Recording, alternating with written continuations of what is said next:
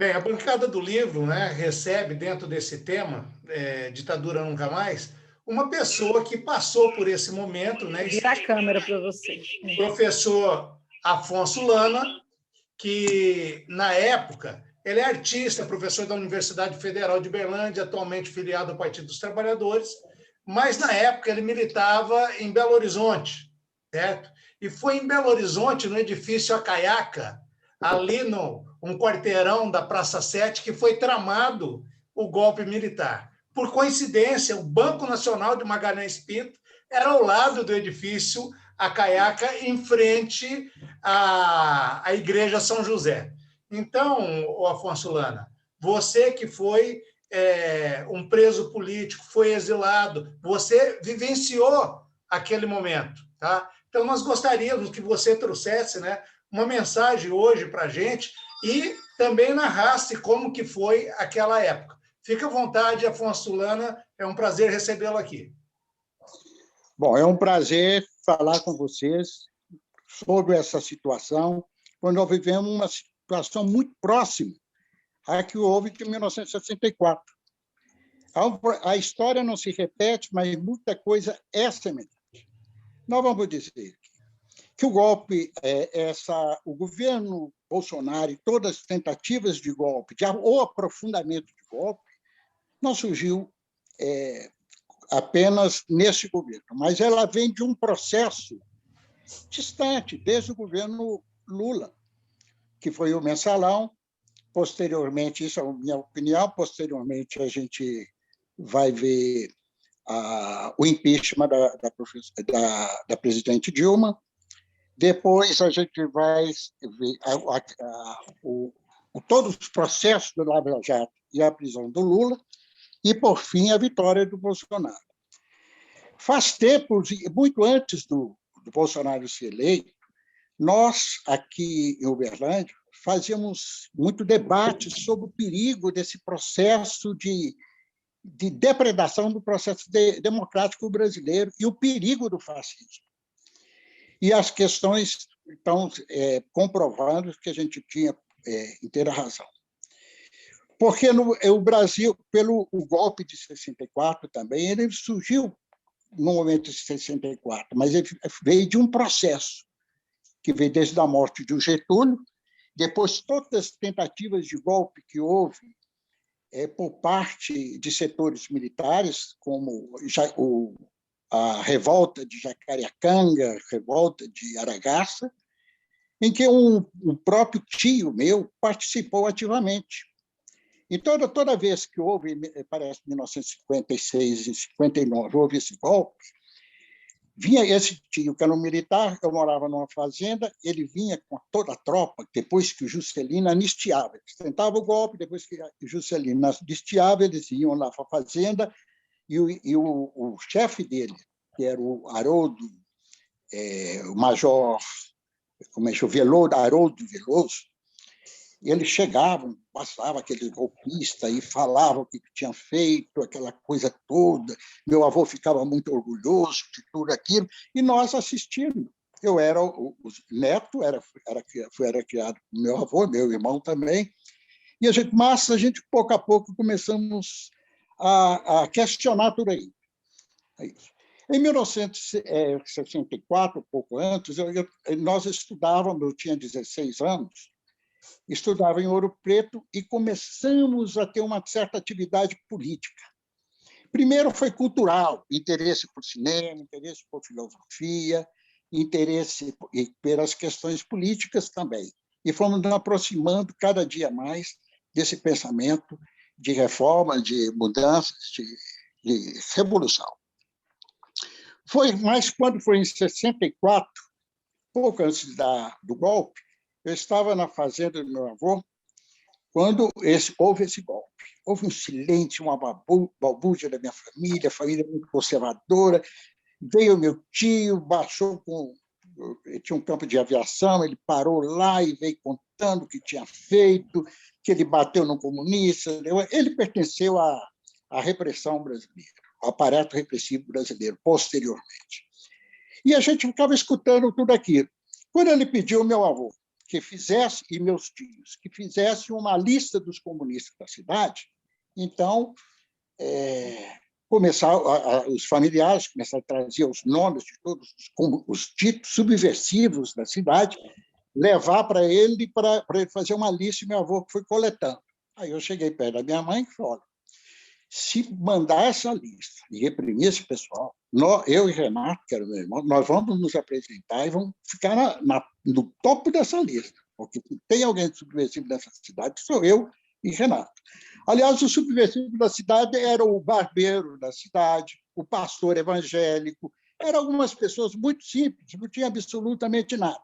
Mas meu tio e esses golpistas que estavam lá do Haroldo Veloso eram pessoas que tinham uma visão extremamente radical sobre política. E é o que que a gente vê hoje na extrema-direita brasileira, nos adeptos do Bolsonaro. Para eles é o seguinte, existia dois tipos de pessoas. O civil, que eram aquela mistura de índio da formação brasileira, de índio, português e negro, e que não daria nada, e a elite e a nata brasileira, que eram os militares. Esses, sim, deveriam dirigir a nação, porque eram os únicos que tinham um espírito ético e patriota dentro da nação. Juscelino, para eles, era um comunista pior do que o Luiz Carlos Prestes. Isso era dito, claramente. Porque Luiz Carlos Prestes era um comunista assumido, e Juscelino Kubitschek era um comunista em pele de cordeiro. Portanto, a repressão em relação a Juscelino teria que ser muito mais forte. Pois bem, é nessa atmosfera familiar que eu vivi os primeiros momentos do golpe de 1964. Eu era ainda estudante secundarista e voltei à cidade onde eu estudava, Ouro Preto, e deparei que a grande parte das pessoas que eu conhecia, que tinha algum tipo de militância de esquerda, tinham sido presos. E não só pela polícia. Criavam em Ouro Preto uns grupos, tinham um nome específico que eu não lembro mais. Um grupo de jovens, ou mesmo senhores da classe média ouro-pretana, daquela oligarquia ouro-pretana, com armas iam buscando aqueles que eles achavam que eram os comunistas da cidade. E prenderam de forma indiscriminada. Eu assisti tudo aquilo com muita revolta e com muita disposição de começar a reagir. E comecei a tentar criar grupos, mas as pessoas estavam muito amedrontadas naquela época. E a luta que se deu, é bom até dizer que antes disso, havia uma questão interessante. O anticomunismo, aquele anticomunismo de autor da Guerra Fria, e junto com aquela reação contra as reformas propostas pelo governo João Goulart, havia o conservadorismo. E esse conservadorismo é muito forte, porque havia um comunismo que ia acabar com a família, e uma das ênfases que fazia naquela época era a luta contra o divórcio, porque o divórcio era a questão dos comunistas, que iam acabar com a família, essa coisa toda. Então, essa ligação entre o conservadorismo mais atrasado da época, junto com essa classe média conservadora, deram total apoio a esse golpe de 1964. 1964, 1965 foi um momento de grande defluxo do movimento social, apesar de haver algumas resistências, e um apoio incondicional da mídia da época em relação ao golpe. Era assim, os patriotas chegaram aos poderes. A mulher mineira, a heróica mulher mineira, que marcharam em Minas Gerais contra o golpe, não contra as mudanças comunistas que haveria no país, etc. Mas foram nesse momento, e as revistas dessa época, Manchete, Cruzeiro, e naquela época a televisão não tinha papel nenhuma importância, era o rádio e essas revistas. Mas, nesse ano de 1965, já começou um certo desgaste. Primeiro que as mulheres mineiras, as famosas mulheres mineiras, mulheres de classe média, que rezavam terços em grandes manifestações, começaram a fazer manifestações em torno de quê? Contra o monokini, que era um tipo de veste assim, mais ousada para a época, Então, era a questão do comunismo, chegava lá, rezava. E isso, com pouco espaço que tinha na mídia, começou a surgir grandes cronistas que criticavam profundamente e ridicularizavam. Naquela época ainda, tinha alguns jornais mais progressistas, como Última Hora e algumas revistas, depois surgiu Pasquinha, uma série de coisas, que ironizava e ridicularizava. Stanislau Ponte Preta foi um desses grandes cronistas da época que ridicularizaram completamente esses movimentos conservadores da época. Pois bem, a minha militância política, de fato, começou já em 1967, quando eu entrei no curso de veterinária, na Faculdade de Veterinária da UFMG. E entrei exatamente numa época que começou a surgir movimentos no mundo inteiro de grande importância, principalmente de jovens, movimentos libertários, movimentos, por exemplo, na França, contra a cátedra das universidades, com muitos movimentos apoiando. Nos Estados Unidos surge a Luther King, o grande movimento contra o racismo Luther King, os Panteras Negras, e o movimento feminista também começa a tomar corpo. No Brasil, há grande movimento e grande resistência da parte cultural, do teatro, da música popular, e tudo isso começou a tempo. E nós começamos a nos envolver nisso. Mas, quando entrei na veterinária, a primeira coisa que, junto com alguns outros colegas, eu sou um dos... O grupo que entrou na veterinária é um grupo excedente de medicina. Nós fizemos vestibular para medicina e fomos aproveitados porque houve um movimento de ampliação das vagas, de pressão do próprio movimento estudantil, e nós acabamos sendo aproveitados dentro da veterinária e da odontologia. E isso teve uma importância muito grande, porque o curso de veterinária naquela época era constituído simplesmente filhos de fazendeiros ou de latifundiários. Então, nós somos uma nova remessa com nova visão de mundo. Então, imediatamente, quando eu cheguei, nós reuni com algumas pessoas que eu já conhecia, progressistas, e resolvemos criar um diretório acadêmico. E criamos um diretório, uma chapa, ganhamos as eleições. Mas eu estou explicando isso para mostrar como é que funcionava esse movimento estudantil da época e a oposição. Chegando com a vitória dessa chapa que nós montamos, nós chamamos no primeiro dia um representante da UEE para ele colocar a situação do movimento estudantil. E esse representante falou sobre as reformas de ensino que haveria na época do Acordo McBride e que a gente precisava de se mobilizar porque ia destruir as universidades brasileiras e tal, e contra a ditadura e a repressão. Mal colocamos isso, colocamos em votação, numa plenária cheia de gente, da maior parte dos estudantes, votamos a favor. E, bom, isso parece uma questão que foi haver essas grandes manifestações em Belo Horizonte, como já tinha começado em todo o Brasil. E, no caso específico, eu fiquei numa situação muito difícil, porque, apesar, como calouro, não poder ser o presidente, eles me colocaram, viram que atrás daquela chapa estava a minha pessoa e eu que tinha elaborado. Então, começou, dentro da universidade, uma certa perseguição. Quer dizer, eu ia fazer a prova, vi um professor sentava ao meu lado, achava que eu não era capaz de fazer essa prova. E uma vigilância constante, e aquilo começou a me produzir uma sensação muito grande. Mas piorou essa situação quando, em 1968, numa manifestação de 1º de maio, eu fui preso, quando saía da manifestação dos trabalhadores, Dia dos Trabalhadores. E eu falei alguma coisa dentro da Assembleia dos Trabalhadores, quando estava saindo, me prenderam e me acusaram de ter atacado os militares, e não é verdade. E aí eu fiquei preso durante 1 mês e meio e fiquei com um processo político. Mal saí daí, em pouco tempo depois, quando num outro movimento estudantil, do passeata, antes da gente começar essa nova passeata, reconheceram na rua, me prenderam outra vez, fiquei mais 20 dias preso. Quando eu saí na terceira vez, e olha, as manifestações não são como as manifestações de hoje. Era elaborada da seguinte forma: a gente não sabia, saía em grupos de estudantes pelas ruas da cidade, do centro, e uma pessoa ia indicando aonde que a gente ia. Ninguém sabia exatamente onde começava a manifestação. De repente, em um determinado momento, iam avisando: entra na rua tal, depois vai para a outra rua. A gente conduzia, de 4 ou 5 pessoas.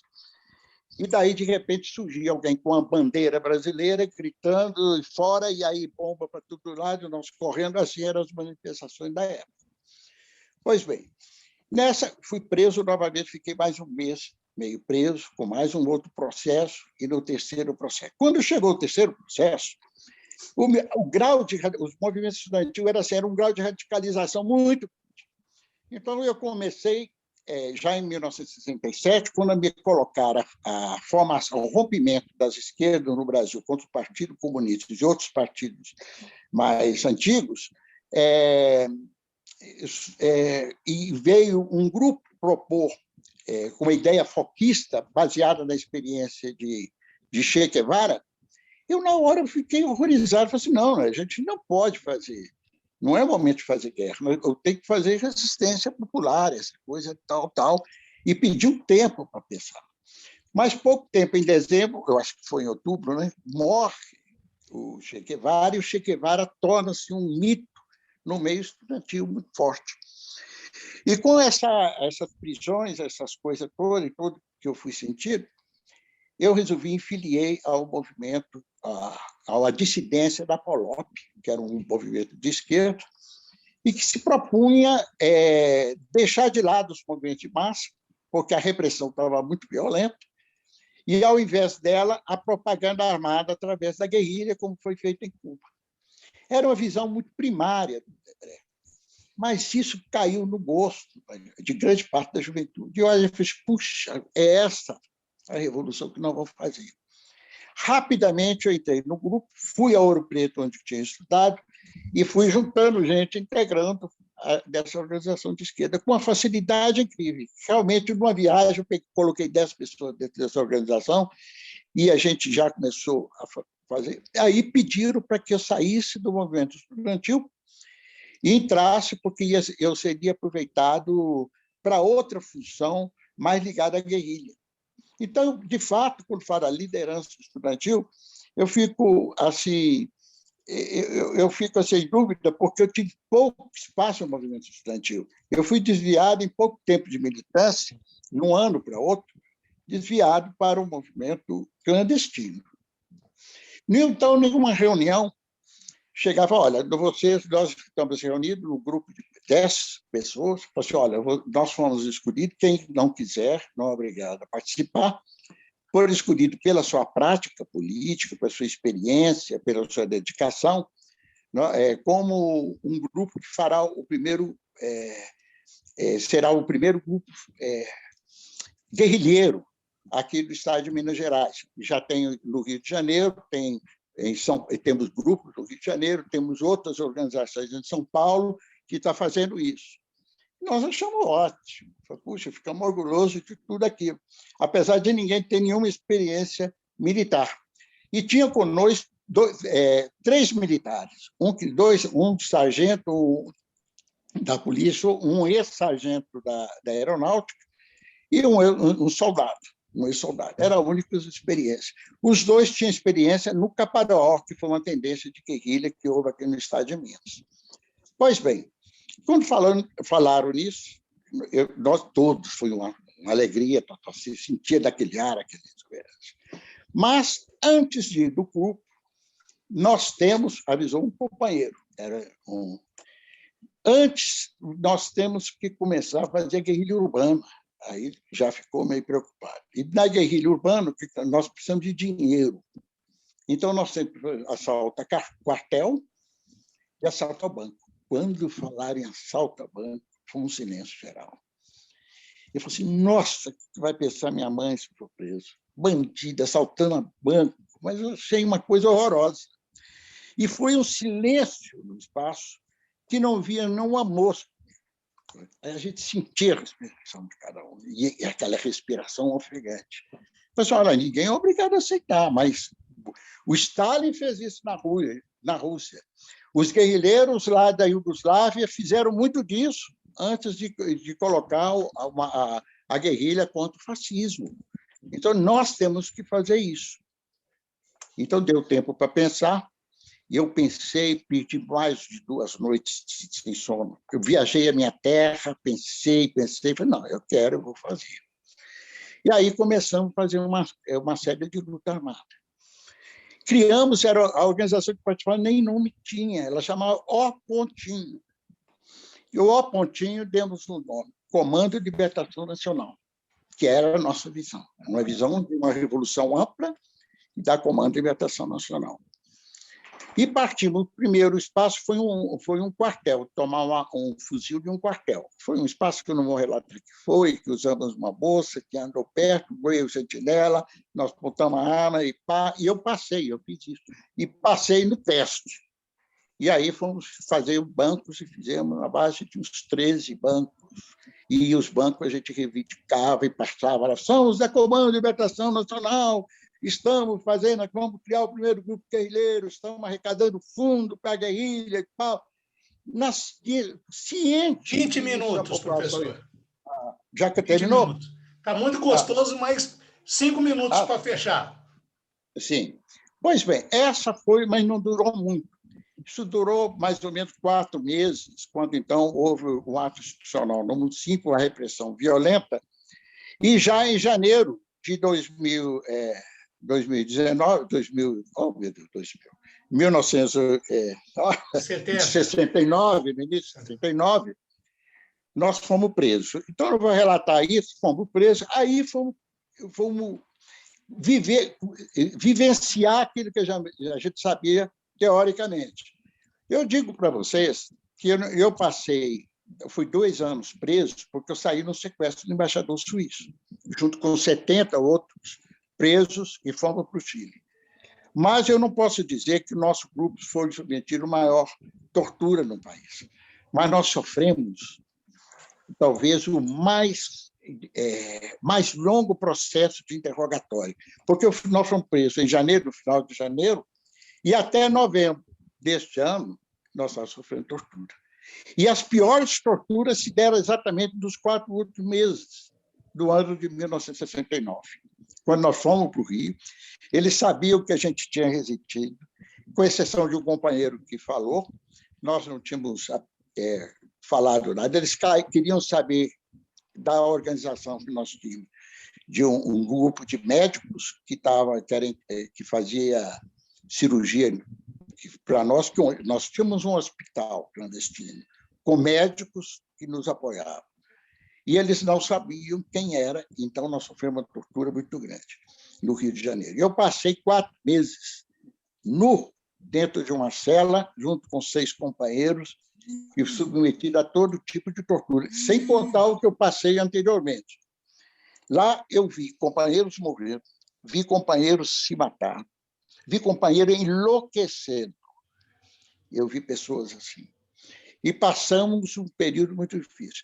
Uma parte da tortura nossa foi relatada naquele estado de sítio do Costa Grava, que ele fala sobre uma ditadura na América Latina e fala das aulas de tortura, porque, além das torturas para pegar informações, eles nos serviam para as aulas de segurança nacional, que eles tinham as aulas teóricas de investigação, e como era, a gente passava pelas investigações, todo tipo de tortura.